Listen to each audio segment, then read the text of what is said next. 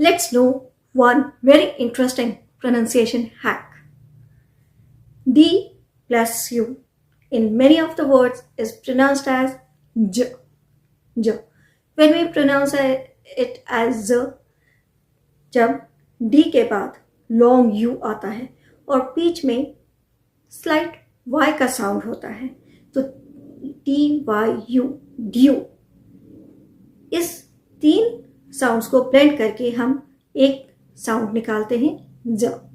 जैसे this word schedule नहीं, dual, Y का साउंड आया ना, शेड्यूल नहीं, स्केड्यूल या शेड्यूल। इसी तरह से graduation, graduate, education, not education, education.